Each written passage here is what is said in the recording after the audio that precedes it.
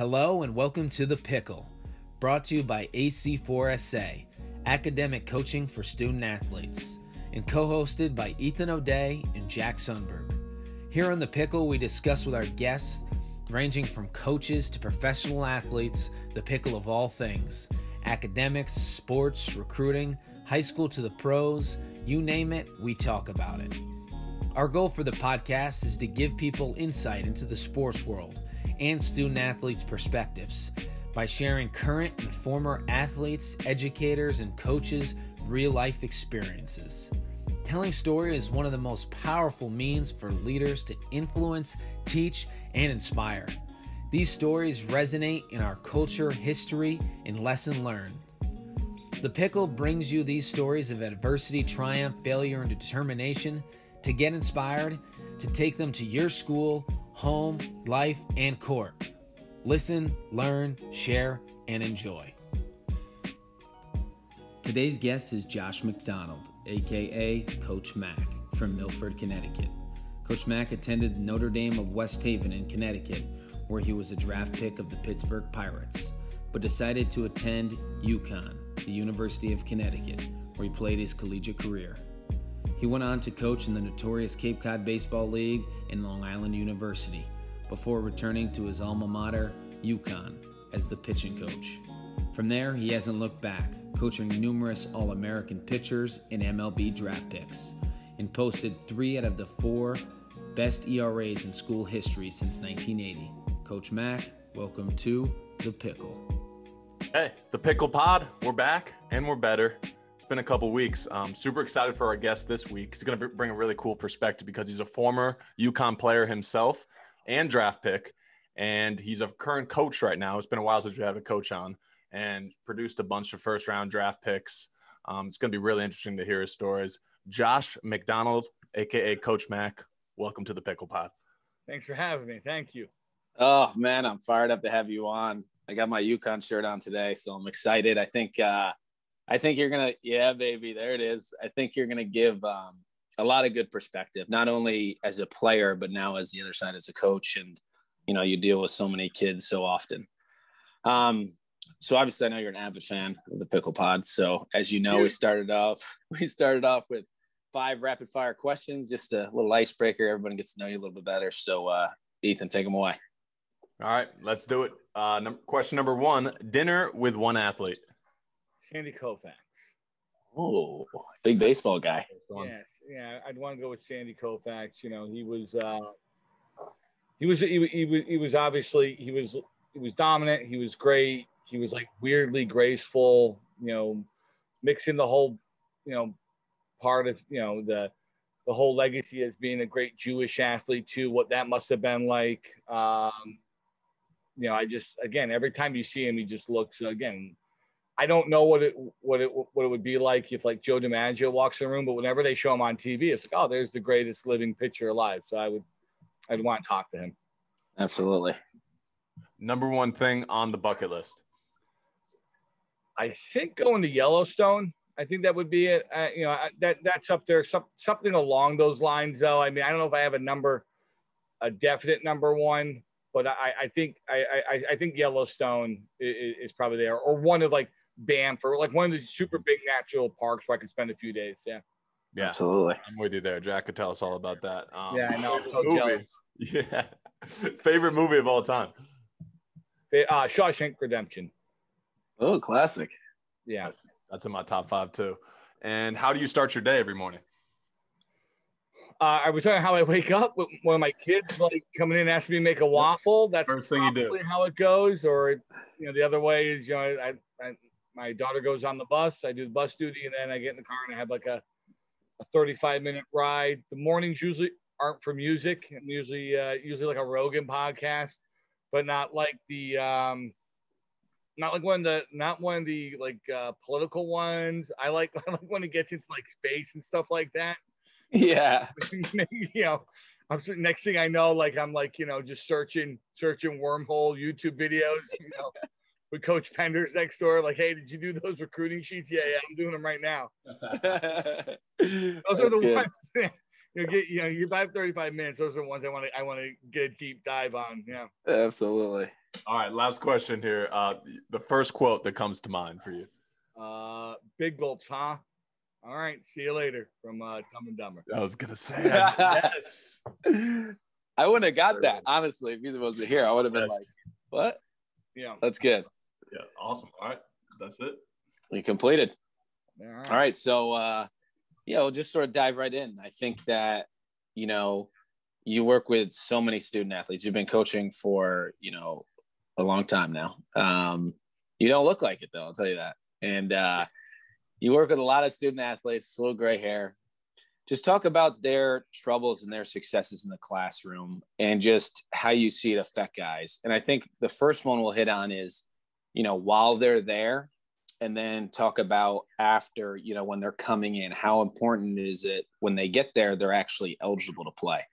Yeah. So the first one, and I'll be honest with you, it's a pretty much, a standard kind of across the board. The guys that put in effort in terms of meeting with their tutor, meeting with the academic advisor, doing the study sessions, going to, the English writing center, the math center, those guys, no matter what their previous academic background was, tend to be okay.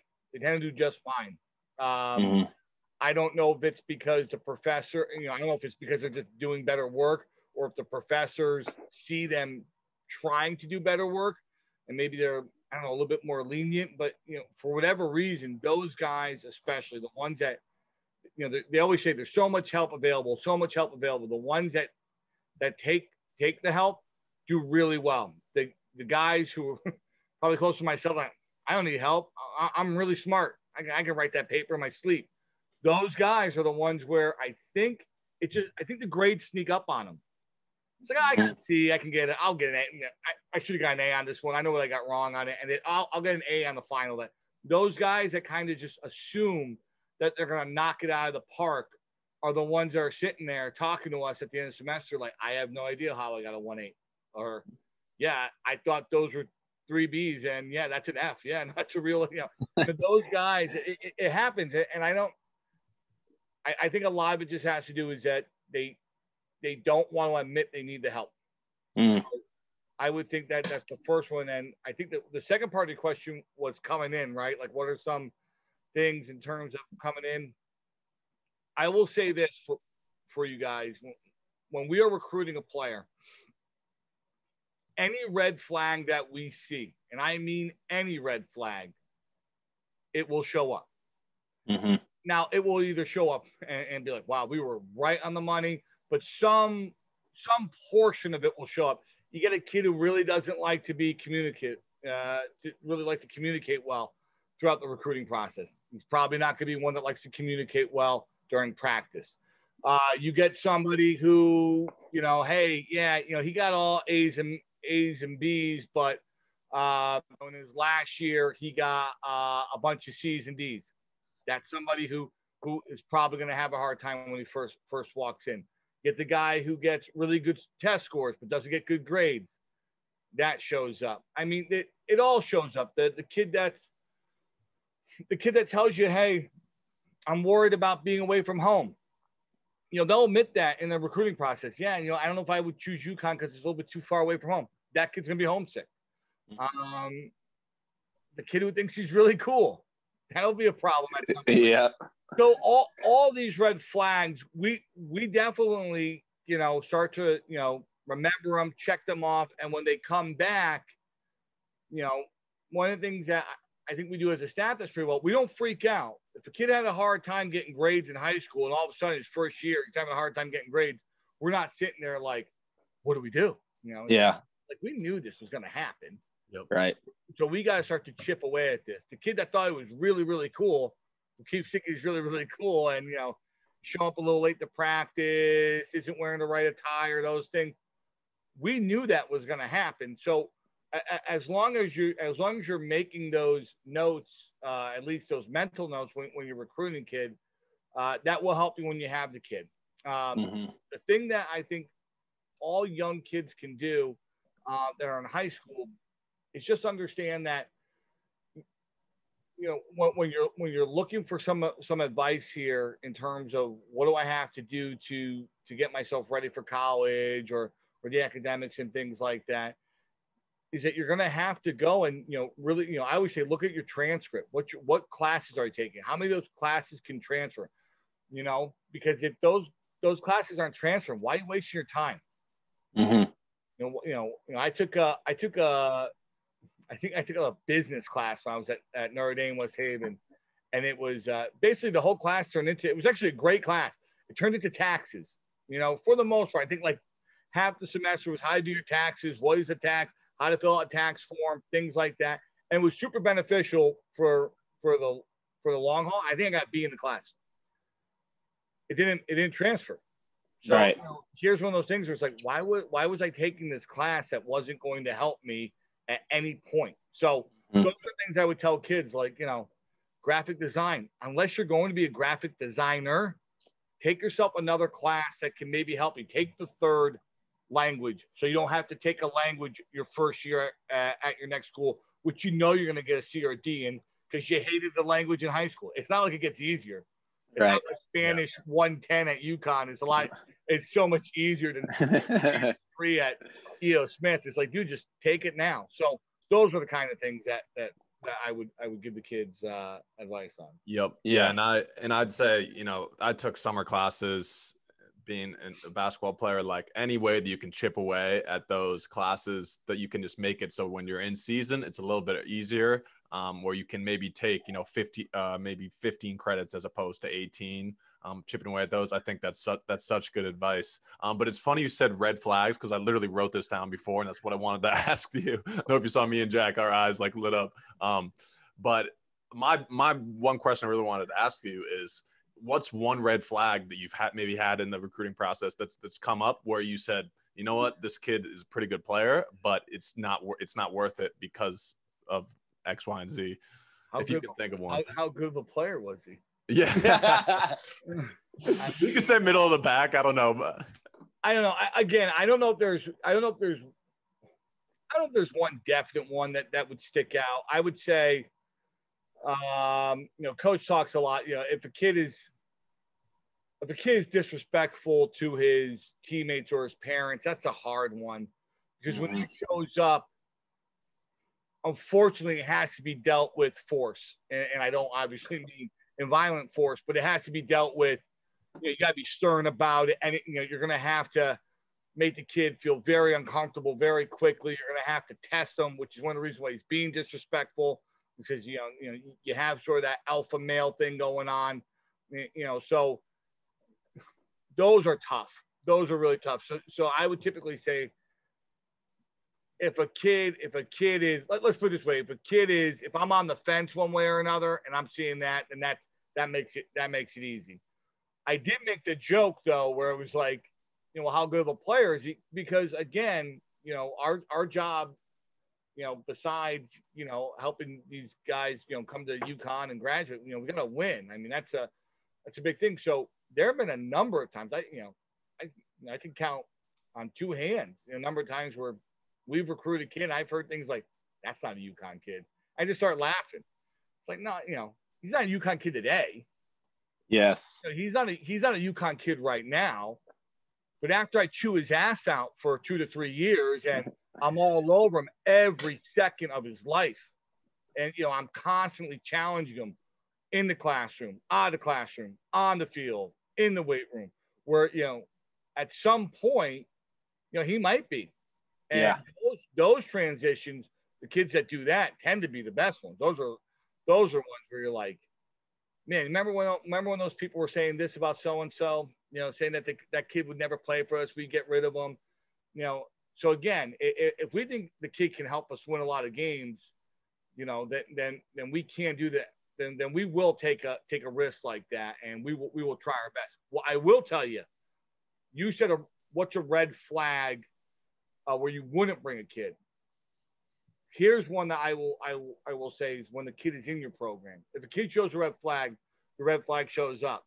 You address it, and you continue to address it, and it doesn't change or it's getting worse. You're like, all right, I'm not the guy. This is not the environment. We are not the coaching staff. this is not the university. And I would say, the longer our coaching staff's together, the easier it is to recognize it and the easier to realize, why are we, we'll say it all the time, why are we wasting time on one kid? Mm-hmm. Why are we spending, why am I spending an hour talking about one player who may not even play for it? It's like, so we get a lot better at that part of it. Yeah. Yeah. I mean, you hit on so much good stuff just throughout this. I mean, I think the first one you hit on was, it's so hard, especially as an athlete, to ask for help. And I think the guys who can go out of their way and ask for help, it makes a huge difference. We had a guy, a Cowboys player, actually played at K-State. We had him on, and he's like, the biggest thing was like, you got to be able to put your ego aside and say, hey, I need some help getting this stuff done. And it's tough and it's hard, but when you realize that, I think it makes your life a lot easier because there's so many resources that are made available to you, but it's just a matter of going out there and, asking for it. And then the second thing you hit on is take the right classes. And that's why we're here. Commonwealth. This is why we're here. This is a little promo in there. And it's so often we hear, we work with kids all the time and they're taking all these AP classes, whatever, busting their tail. And then half of them don't even count as credit. So it's like, you're not wasting your time. You're obviously still learning, but you're really going max effort on things that maybe if you knew it wasn't going to count for you, maybe you wouldn't have taken it. And, like graphic design, things like that, they might not be NCAA approved courses. They might not even count towards a core GPA. And then lastly, you talk about taking a chance on a guy and those guys who are like that. It's important for them to know as student athletes, like it's going to be a challenge. Like you might be a tough guy and you might think you're all that, but like, no, it's going to be tough. And you talk about those guys who, eventually they turn around, and I would say maybe that's 25% of the guys, or maybe that's 50, I don't know, but I think it's definitely tough. Talk a little bit about just an experience you had where you had someone come in and then they were ineligible to play. Either they weren't taking the right courses in high school or they had to like buckle up and buckle down and take like multiple Spanish or, when I was there, Ryan Brom came in and, he would have been a good guy, whether he started, whether off the bench, he would have been a good guy and just couldn't play. Yeah, I will say it doesn't happen. I mean, Brom might be the last guy that came in and wasn't eligible. Mm-hmm. It doesn't happen as often anymore, I would say. And especially when you guys are on them in high school too.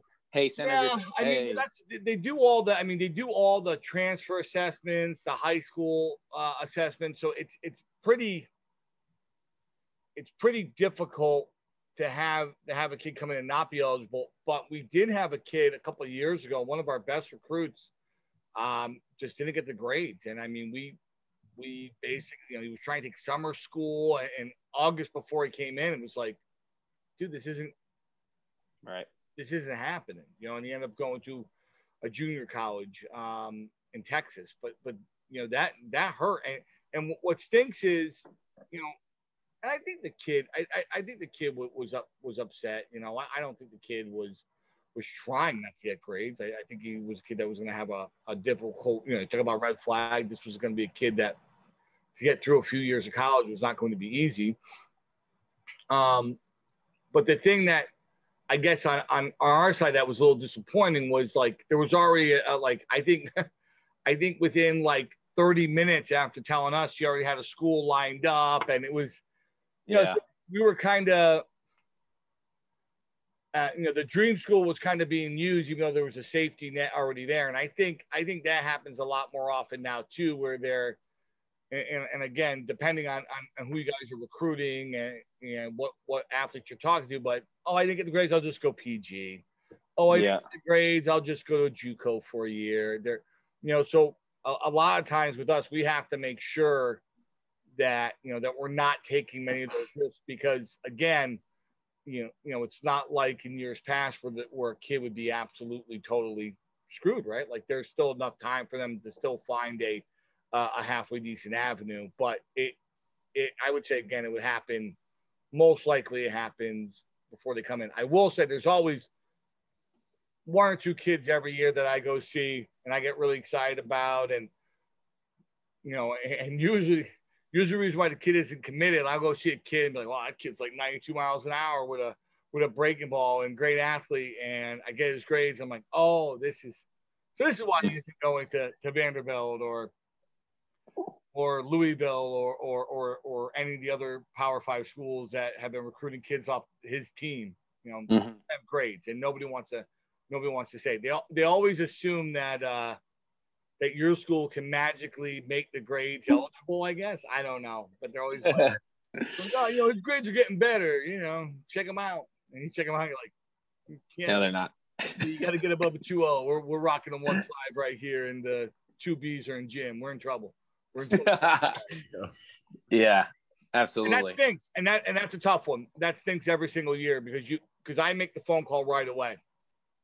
The second I know that I can't get the kid in, I don't play any games with them. I don't wait and see if the grades get better the following year. Hey, I can't get you in. Yeah. And that's the thing, you touched on it too. It's like if he, the kid can struggle academically before, and you can say, listen, there's potential there and we can work with you. But if you can't even get eligible and you almost have to, obviously you have less resources in high school, but you have to find a way to, if you struggle academically in high school, to ask for that help so you can get eligible and get your foot in the door and show that you're making an effort, because then, coaches and academic staff will work with you to help you through that college process. But if you can't get in, can't help you.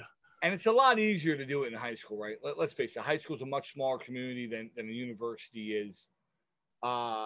As big of a fish and as shiny as a fish as may be in college, you're much shinier in your high school.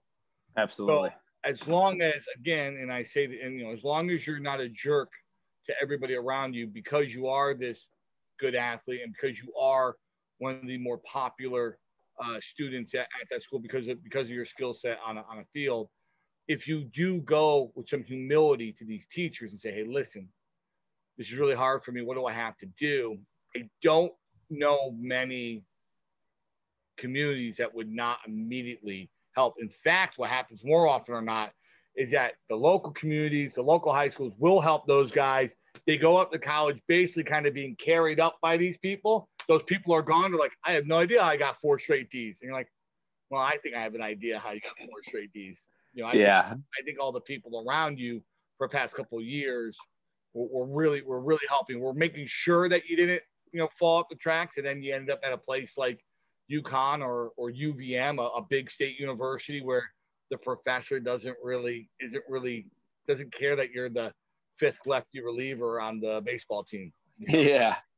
Yeah, no, it's so true. And I think earlier what you touched upon too about the red flags is like, you can't hide it. Like whatever it is that you think like maybe people are going to find out, whether that's the grades, whether that's your character, whether that's you're lazy, like it's going to come out. And like people, it's all a connected community, whether it's basketball, baseball, one call to one coach. Hey, big red flag on this guy. That's all it takes. And like you said, like a big program like UConn or UVM, like there's so many guys lined up to be the next one in line, which is tough because, it's like next guy up, it's not necessarily like, unless obviously there's some ridiculous stud, but talk next a little bit about, obviously when you come in, you play a high level sport, whether it's D3 or D1, you're going to be facing different competition. The schedule is going to be different.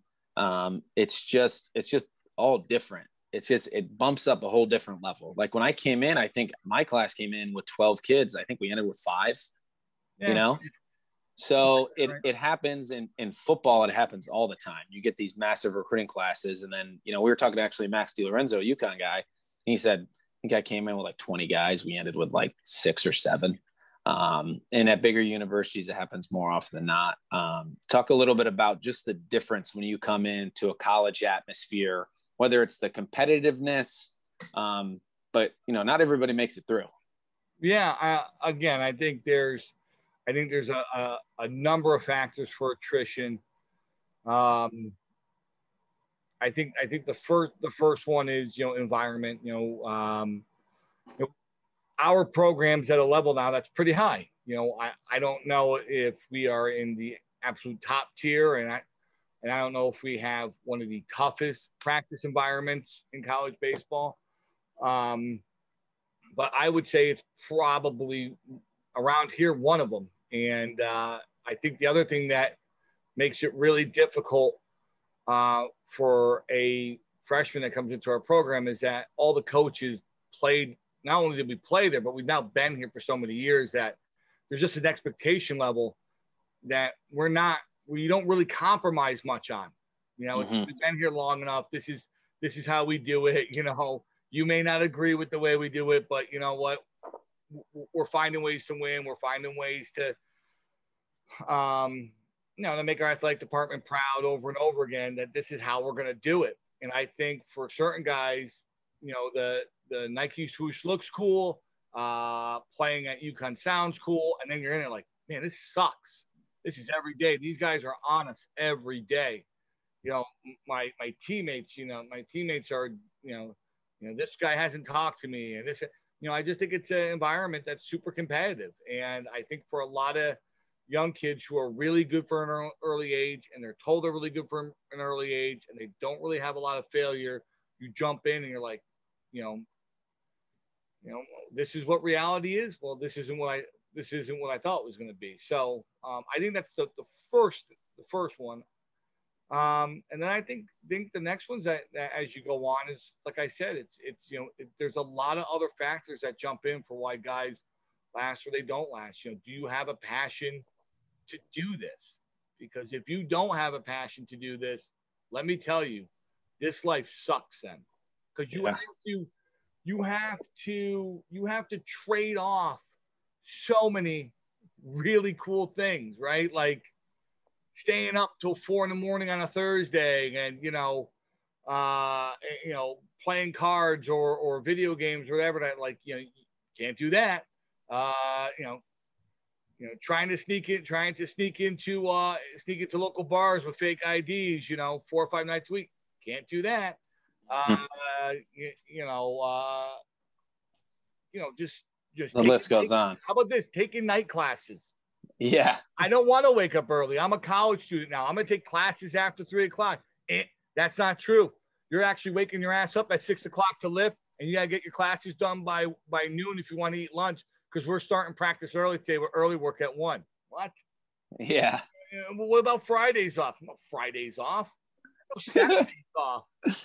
Yeah. Look, if you get, so all these things that start to happen, telling a professor, that, hey, I got a test, on this Thursday. Hey, we leave, that Thursday. Any chance I can make it up on Tuesday? No, you don't have a chance to make it up on Tuesday.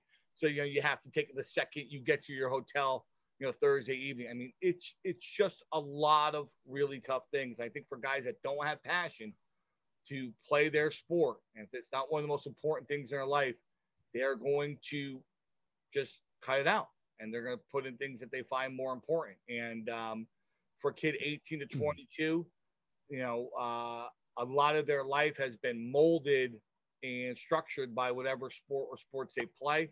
It's their social life, it's their community. And for some guys, there's real freedom when they get rid of it.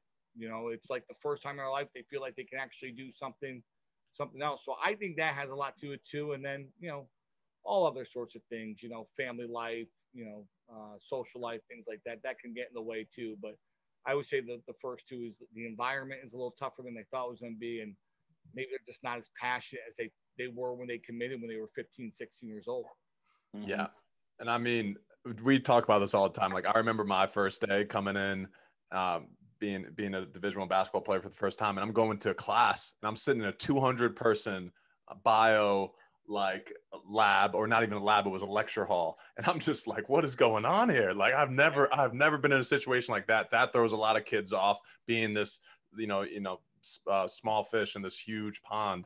And then competing for the spots, I remember going through, I had 2 lifts, I had an individual practice, and I had pickup, mandatory pickup at night, and going through that first day, and like, you're competing every single time in the weight room, you're competing for a spot against someone else. That's not necessarily the case for anyone that's played a high school sport before, because these guys were always the man wherever they were. What advice do you have for that student athlete that's like going through this whole grind the first time and having and being in that tough practice environment that you were talking about and everything? That's a good question, because I guess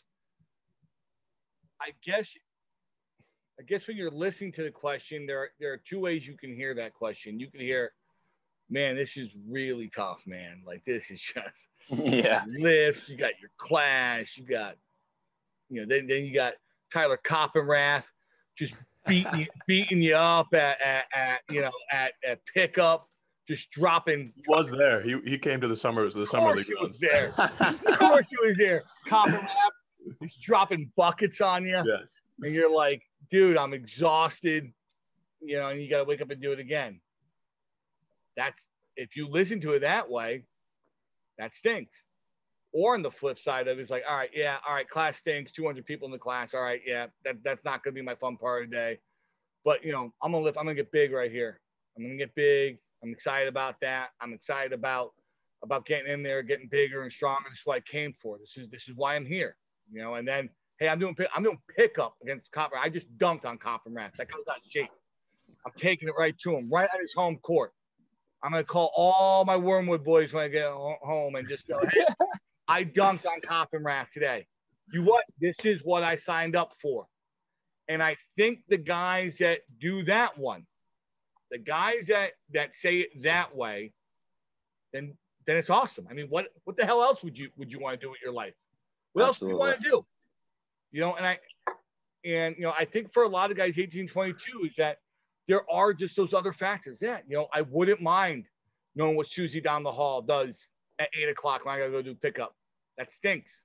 Man, I would love to know what this university looks like when you have to wake up at 10:00 in the morning instead of 5:30 in the morning in the dark.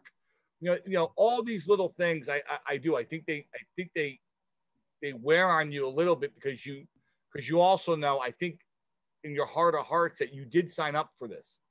Like, you didn't, nobody put a gun to your head to do this, and I think that, it's funny that you bring this up, because I was just talking about this the other day. My biggest problem I have with sports media is when they talk about college athletics and they put it in the framework on, like how I own my players. I don't own any of them. They quit tomorrow. See you. Yeah. I don't own any of them.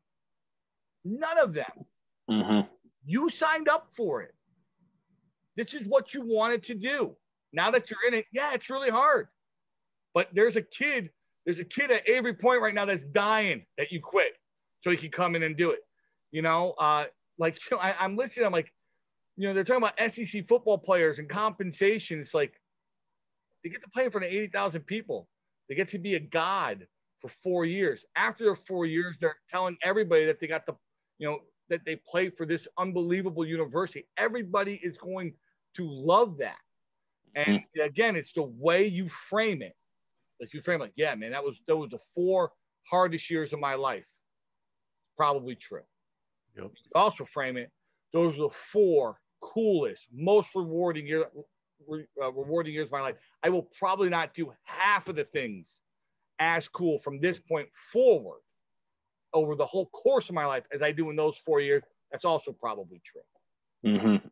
Yeah, no, I mean, I'm just getting goosebumps just talking about it. I think it's just like, you don't really realize sometimes you're in it until it's gone. And I think it happens for a lot of guys. And like you said, I think when it comes down to it, it's going to come down to the kid. And like you said, like, there's so many times that they get to a breaking point. And it's like, am I here for this or am I not here for this? And is it going to come from within? You're going to say, you're going to take that sort of frame of mind and be like, yeah, I'm going to buckle down. This is absolutely what I signed up for. I'm going to be in the front rack. I'm going to be leading the sprints. And, when you get to that, it's really something special, because it's like, man, okay, what's next? Like, I'm ready to go. Let's keep lining it up.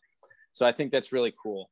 And when you get those small wins, right, real quick, like what Coach Mack was saying, you get those small wins, like, as things get tough, man, you feel so great. And I think perspective is really just what you talked about there. Perspective with everything else and understanding where you're at and like how cool it is in the situation that you're in these 4 years. I think, yeah, you hit it right on the nail, but I'll let you keep rolling, Jack. No. Yeah, of course we're going long, but just one quick one before we wrap into the last final questions. I think at the same time, it's like you get so caught up in your sport, and I think a lot of times, not everyone's going to go play professional baseball or basketball, whatever it may be. I think a lot of times, and even I didn't really think about it. I just said, okay, what should my major be? But I think finding something important to you and something that you're interested in your major is really key, because you get so caught up in, we want to win a Big East championship. We want to go dancing in the NCAA tournament. But if you can find something while you're doing that, it sets you up for life. Like you said, so many guys that play those 4 years, like, wow, that was the coolest experience of my life. Now what? And it happens to a lot of guys. Talk a little bit about that, just from your perspective of finding something that really matters to you. Because we see guys all the time who come in and they find something really cool. They're really passionate, like a Ryan Redu or, whoever it may be. And all of a sudden they're set up for success for the next whatever years, maybe, or maybe not even success, but at least they find something that they're interested in. They took a degree headed that way. Yeah. Again, it's funny because this was something I was talking about the other day. I was having a conversation about this, and I went as a history major. Again, I thought history. I was a kid. I hated class. I really did. I did not like class whatsoever. It was really tough to get me motivated for anything class wise, and history could, for whatever reason, talking about wars and things like that. I could get into that, and I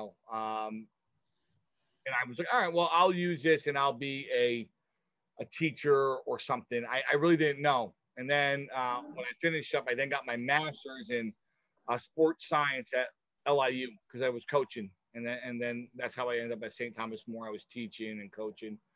But the only time in my life where I actually took a real chance on myself was when I went from St. Thomas More, where I wasn't getting paid a lot, but I wasn't paying anything either. Like, my housing was taken care of, my food for the most part was taken care of. My schedule was awesome.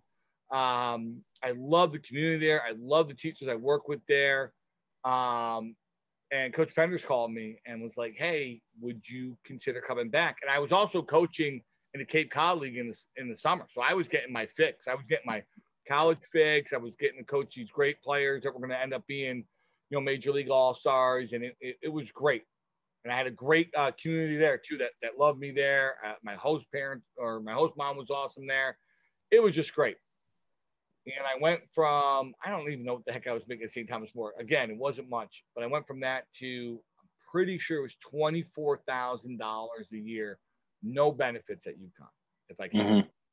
And at that point, I did. I had, I was in a relationship. I, had a dog. I was starting to do the whole, hey, I'm about to be an adult here type of thing. I was paying off student loans. I was starting to do the right thing. I knew what medical insurance was. And I took a chance. I said, I think this is what, I was having a hard time at St. Thomas More some days, waking up and getting excited to go teach, Chinese feudalism, right? Like, couldn't do it. I couldn't fake it. I thought maybe eventually, a couple of these guys would leave. I could be like an AD somewhere. I thought maybe that would get my fix. But here was an opportunity to go back and to coach. And my first experience coaching at LIU, which was really rewarding. I coached some great players, met some awesome people, but it was a program that was building, so we weren't very good. And I thought a lot I had to do with me. I'm like, man, I'm a terrible coach. Holy crap, look at how bad I am at this. Look at our record. And then I went to the Cape and we won a lot. And I was like, oh, well, maybe I'm not a bad coach. Let's go see if I'm a bad coach or not. And I was able to get up and do it every day and be excited and fly to work. And even though I was making no money, and I mean, I'm talking counting pennies money, for about 3 or 4 years, I could still wake up and run to work. And to me, my biggest thing I would tell anybody is that, don't look at the immediate income on what you want to do with your life. I don't know what people's passions are, but if there is something and you are passionate about it, and you know what, I can do this every single day and I could put in very good effort, and I know I have a talent for this, and I know that I can bet on myself, then I think that's the most important thing a young person should do. And I think instead, a lot of kids get caught up with, I'm not going to work that job for 30 grand. I'm not going to do this. I'm not going to why would I do that? Why would I work there? And not, and, they get themselves just stuck in one crap job after another crap job. And they're constantly looking to move and jump on the next thing. And at no point is it enjoyable for them. And that is something that, again, if all the things that have happened in my life, the luckiest thing is, again, when I hit the car in the morning, I'm listening to Rogan, listening to UFOs. It's on my way to do the thing that I think I was born to do. I do, and I still have a long way to go. Maybe I'm wrong, but I hope that people can get that in their life more than anything else. Absolutely. Absolutely. No, I think that just finding something, whether it's in college, hopefully it is, so you can take some classes that, add up with that. But I think, finding something that you're passionate about and you're excited to go to every day makes an unbelievable difference. Yeah. And again, if that degree is a way to get you through the door for that, then get it. Absolutely. Absolutely. So our last two questions here, we talk a lot about being a student athlete is really hard, and, you hear it all the time, so it's like, and not everybody's on a full scholarship. Guys walk on all the time. I did. If it's so hard, why play? What are the benefits of the power of sport? What makes it so great? And then, what do you take from all this? Which I think as an athlete is an easy question, but for a lot of people, it's not. Yeah. And that's what I was talking about when you hear, some of the ridiculousness, when you hear the media talk about how these kids are being taken advantage of, being taken advantage of. Think about some of these kids on full rides getting to do the sport that they would, they would play for free for 5 hours a day, and being able to be on a platform that produces a schedule and a travel and facilitates all these great things, so they can, really, see where they can, take this passion of theirs. And they may also, on top of everything else, give you the vehicle to get a degree. It's like, the pros and cons here, it's like people, they so outweigh it. But in terms of why do it? I mean, again, it's, I don't ever know what it meant to be a what do they call them, a NARP, a non-athletic regular person, right? Is that I was never a NARP student, and I think that they probably have some awesome things, frats and toga parties and going down hallways, slipping slides. I'm sure all that stuff was a lot of fun. I really never got to do it, but I did spend a year where I was hurt. And the year where I was hurt, I didn't get to play and I didn't get to travel. I was constantly just going down and doing, pretty much, exercises to strengthen my elbow back up, and they were painful. And there was weeks where I was making progress, weeks where I wasn't making progress. One of the things I remember so clearly is that, walking in Yukon, there's wind tunnels, man, and they're really tough. And I remember I hit this one week where it didn't get above, the wind chill factor was 5 degrees was the highest for this whole week, and I had to wake up early to get my training done before classes. And I remember walking backwards against the wind. I'm like, what am I doing this for? This is awful. And I remember at one point the best moment of my rehab was they finally cleared me to play pickup basketball. I remember this. They cleared me like, hey, you can play pickup basketball. And I was like, okay.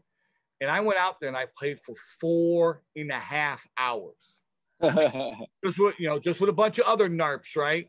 And I was just loving, and I was like, wow, I forgot. This is why I feel depressed and lonely, and it has nothing to do with I'm not interacting with people, is that I don't have my outlet anymore. I don't just get to go out a couple times a week and test myself versus, my peers and people I respect.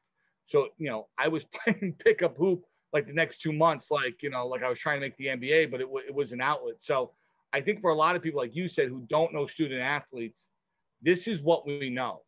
This is what makes us feel really good. And yeah, we have to sacrifice a lot of things. But none of those kids in the togas have any idea what it feels like to play on Friday night in Louisville. None of them. Getting your mom and sister's names being, sworn at you in the bullpen warm-up. None of them. And they don't know what it feels like to strike that guy out, to be constantly, challenged like that. And I think those are the reasons why we do it, and those moments of bliss, those dog piles or pig piles that, or the cutting down to the nets. None of them know what that feels like. None of them. They can make like they know what it feels like. They can think they know what it feels like. None of them knows what it feels like. And it is the best feeling. And what's amazing is, as a coach now, what's weird is that we've won championships and it doesn't feel the way it does when you're a player. Mm-hmm. It feels more like, okay, I did my job. Okay, I did all right. Yes, this was, I did my job.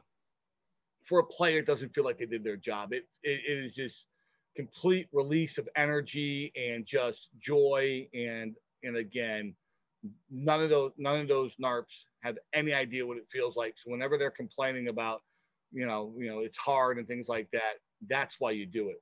It's because the reward on the other end of it is just unbelievable. Mm-hmm.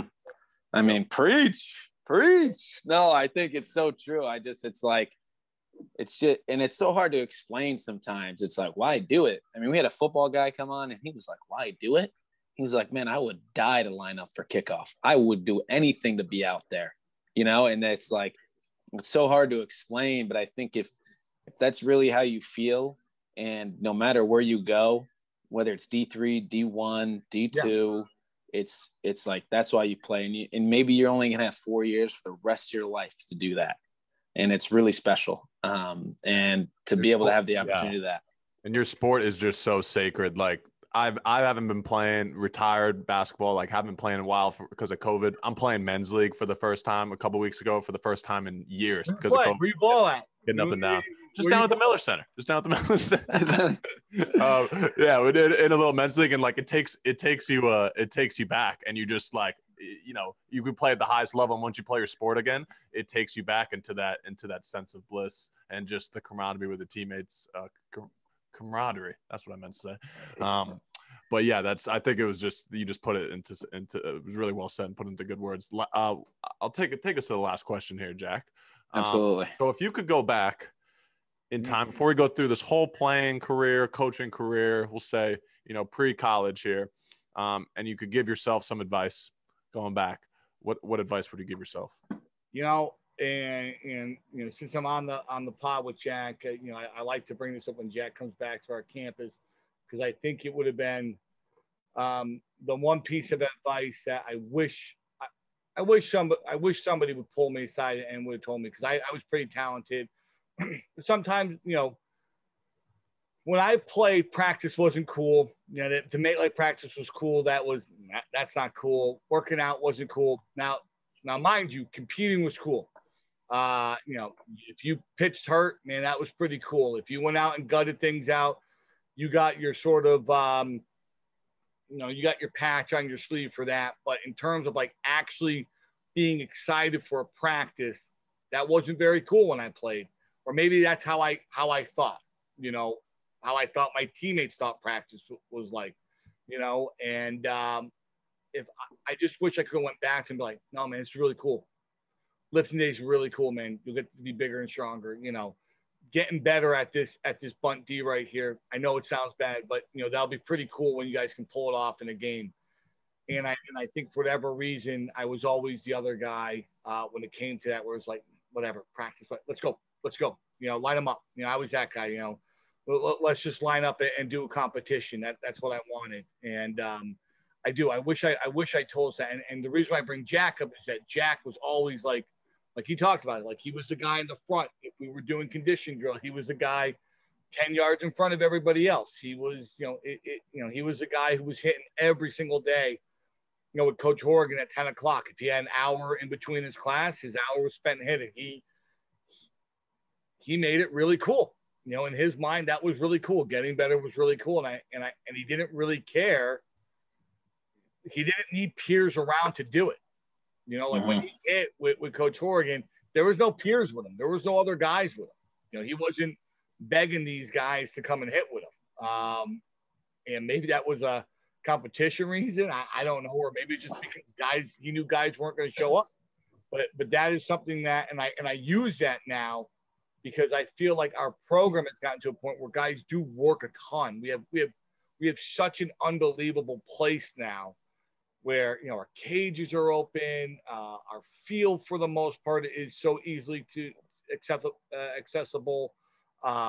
It's just so easy to, the training room's easy to get to. All these things that could have been obstacles have been eliminated, and we have a bunch of kids that really like to do it. That now, where I would have fit in just well, with my team, if I were to show up today, I would not fit in well. Like, what? You don't want to lift?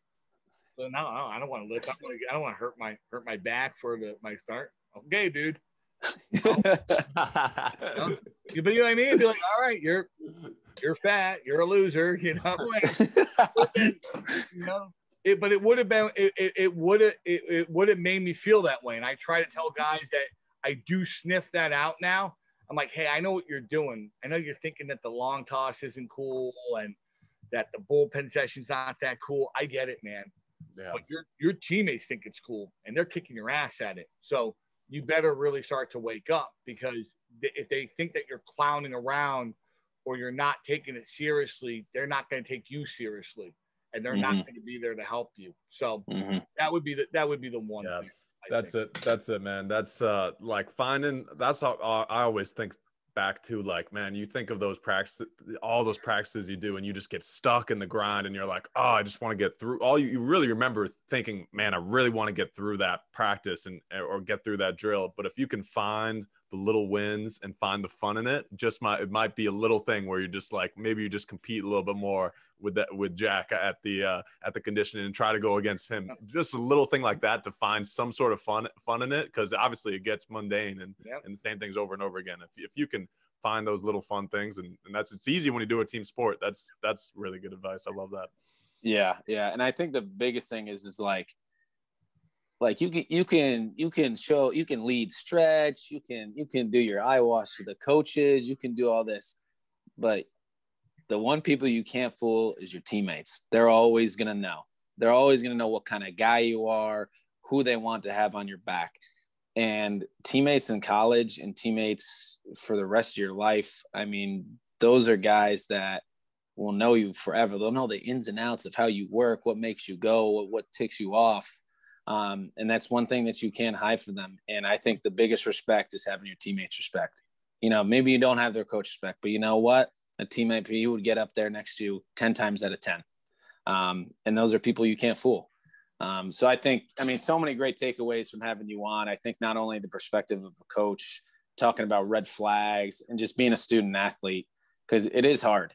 But then you also talked about, why it is so great, why you show up every day. And if you can take the frame of mind of like, man, this is great, and this is why I'm here. No one forced me to do this. I signed up to be here because I want to be great. And if I think you can take that mindset, like you said, I think, a lot of student athletes are going to have success. And it might not hit them right away. It might not hit them freshman year. They might not get it. They might get it junior year. You never know. But I think it was awesome having you on. Thank you. Thanks for having me, guys. And like I said, next time you're playing hoop over there, if I'm in town, Calling you.